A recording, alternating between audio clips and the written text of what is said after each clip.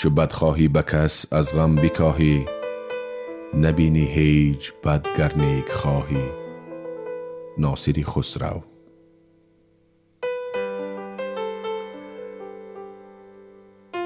بدل اندر اندیشه بد مدار، بداندیش را بد بود روزگار. ابوالقاسم فردوسی.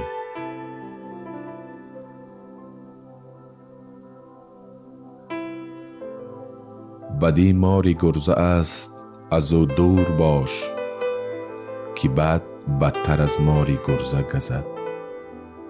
ناصر خسرو.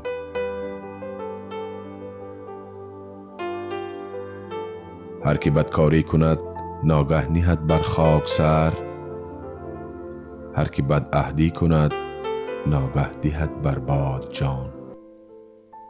عبدالملیک معیزی.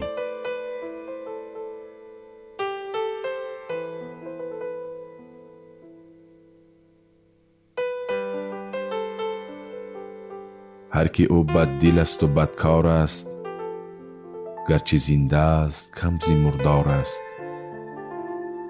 عبدالمجید سنایی.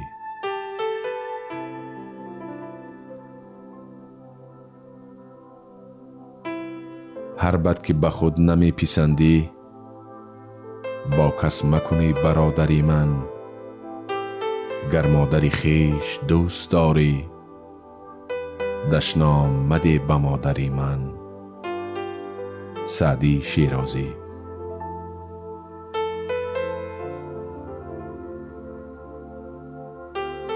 چو پایت گیرد از برگی گل آزار، وره مپسند در پای کسان خار.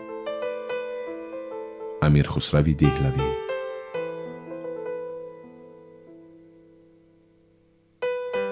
بداندیش مردم بجز بد ندید، بیفتاد و عاجزتر از خود ندید.